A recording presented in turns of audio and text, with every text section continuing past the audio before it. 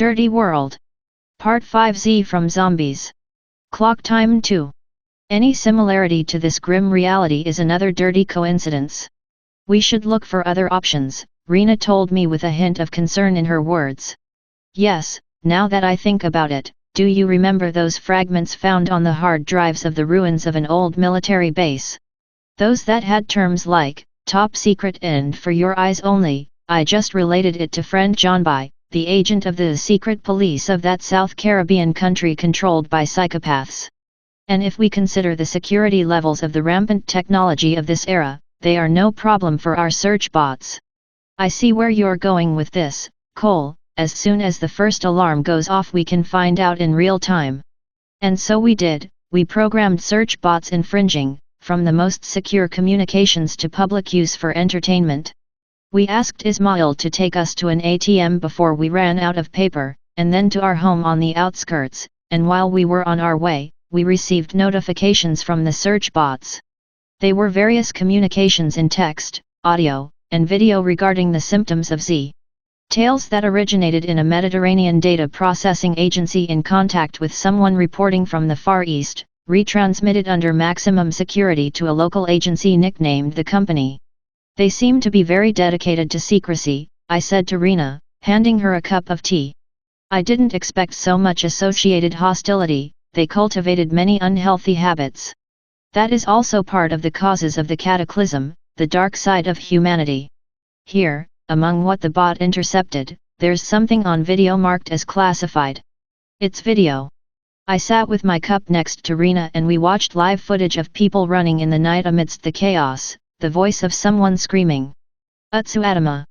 In pain. In pain. The voice laden with desperation was lost among the sound of gunfire, flashes, and shots. That camera was in the hands of someone running and the rest of the images were confusing to us. I didn't understand what he was saying, but there was a clear urgency. They had Z coming down on them. Where is that? I asked in vain because at the same time I saw the location sign. The following video, without audio, showed from the perspective of a security camera, a waiting room where a visibly infected person entered and lunged at whoever was closest, causing the uncontrolled flight of everyone present. The infected person crushed their victim and continued in the direction the others had fled, then the victim clumsily got to their feet and followed the same path, and the video ended. There was a third video, recorded from a cell phone whose camera was pointed at a computer screen. The images were skewed but it could be distinguished that it was about the mobilization of groups of too many heavily armed soldiers. The voice behind the camera described that there had been talk of a terrorist attack with chemical weapons, and that the safety of the leaders was being prioritized, but that this did not justify deploying such a large number of troops and with such a high level of armaments. I don't know how much more of this kind of thing we'll have to keep seeing. I told Rena, but we can already see what stands out. Apart from the Z, he replied to me, the issue of keeping it a secret instead of organizing and helping each other. They only care about themselves without caring about others. And if in our time those places are uninhabited by humans, it seems that their decisions have not been among the best. Something exploded. 2,000 or 3,000 meters up, there had been a dry and brief explosion like a giant clap of thunder. Half-dressed, because we had undressed due to the scorching heat of the afternoon, we went out into the street to see what was going on, and while we fastened our clothes, the scanners combed the area, finding a hot spot of extreme temperature in the direction of the hospital. It's in the hospital, confirmed in the projector of my contact lenses. Rena, with a cell phone emulator, was already calling Ismail who would arrive shortly. I went to close the house and then Rena caught up with me and entered quickly, and came out with her purse a bit bulkier and heavier than before. I think this one is getting small for me, he said with honest innocence. If you like them bigger. I replied without innocence. He looked at me with a meaningful smile. It's not the time, Cole. Then yes. And Ismail arrived with his perfumed vehicle. We headed directly towards the center of the explosion, and as we got closer, the traffic kept getting more and more congested. When we were about 200 meters away, I remembered that I shouldn't expose Ismail to any kind of risk that could affect the future and I said to him, "Stop it here. We will continue on foot. Let's go, Rena." We need to check the causes, I said when we left the vehicle behind. And, if they are linked to Event Z. Smoke, there was a lot of black smoke and the air was filled with dust, giving the atmosphere a yellowish and gloomy appearance, so we approached from the street behind the hospital, which looked less congested. Stepping onto the sidewalk, we soon began to hear the crunch of broken glass from the windows that had shattered, and with greater caution and serious faces, we entered through the back of the remains of the main building, hearing the voices of cries and screams from people nearby. Amidst the settling dust, we explored the area with the scanners from our integrated systems. Be careful, Cole, Rena warned me. A bathroom sink fell from the remains of a first floor and, upon hitting the ground, rolled the remnants of a human head. Bad news, I told Rena, he's infected, according to the scanner. There's no need to tell me, it's still active, don't go near it. Later, we learned for certain that the causes of the explosion were due to a combination of an electrical fault, a gas leak, and a boiler system failure, a perfect combination of negligence and lack of proper maintenance. But when we were still there, I had no better idea than to remind Rena about the infected person we had discovered in that hospital. We were in what could have been a driveway for medium-sized vehicles like ambulances, perhaps. A huge sliding gate was closed, and jammed by dents and the weight of half-collapsed debris. A smaller door made of the same metal was also closed. I tried to kick it open. It was tightly closed, and I only managed to dislodge some debris that hadn't fallen yet.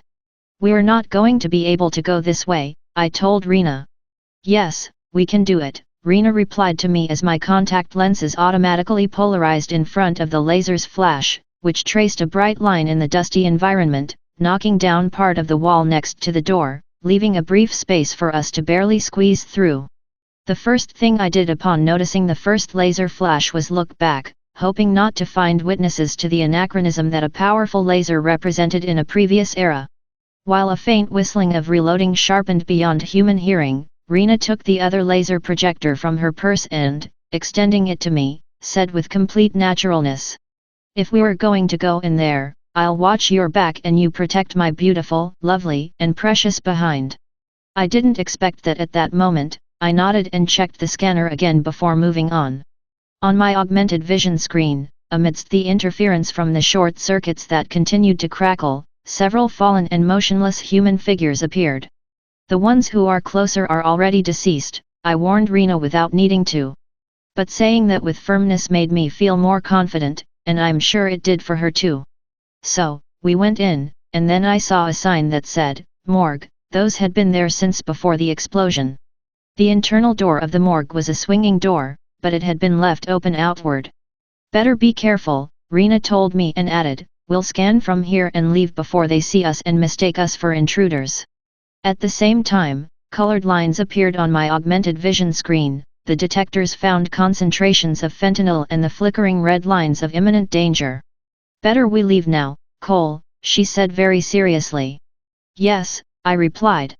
Rena and I cautiously made our way back down the dark hallway through which we had entered the partially collapsed hospital.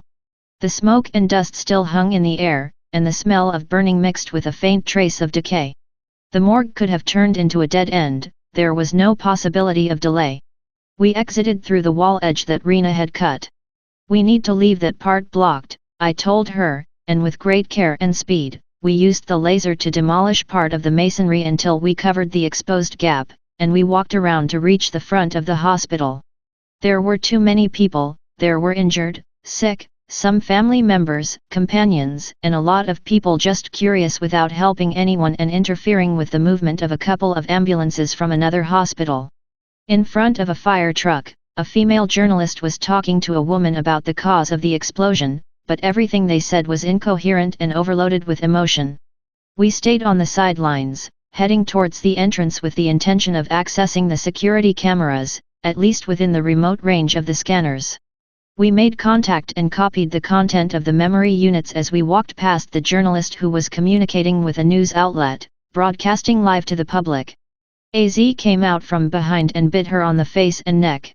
The journalist's screams of pain and the interviewee's shrieks of panic caught the attention of the people around them. Everyone was looking. Nobody did anything. Rena and I knew that we couldn't intervene without putting posterity at risk. Suppressing our desires to crush the monster, we quickened our steps to almost a jog and turned the corner, leaving behind the screams and the budding outbreak. We called Ismail to meet us a few blocks away, but he didn't respond to the call. It made me think, but not at that moment. We returned home overheated, thirsty, and filled with a sense of urgency, with adrenaline coursing through us from what we had seen. When Rina came in, she handed me a piece of fruit and a cup of the leftover cold tea that had been in the fridge. I secured the door and checked the state of the windows. At the first sip of the cold tea, my body released a wave of sweat. Apparently, it was something to do with dehydration. Rina undressed and went to freshen up in the shower. I immediately imitated her. "Why is it so hot?" I said as I sprawled on the warm sofa with my body still wet. "Because we are in the middle of summer in a huge concrete city under the sun in an era of global warming," Rina told me, posing like a work of art, dressed only in her contact lenses. A series of memories about the statistics I had studied flashed through my mind. "Yes, of course," I replied. Lately, I had been answering yes to almost everything. We always sync well. The augmented reality screens of our contact lenses showed us the information copied from the hospital databases. It would take us time to study it. The security camera footage showed Z activity near the boiler area. In another video, some infected were seen stumbling out of the morgue, which explained why we had found its door open outward. In a forensic medical file, there were reports that repeated words like fentanyl and associated pathogens. It had been 6 years. Among the data from a personal computer not connected to the internet, belonging to someone from the hospital, one folder was titled, Origins Z.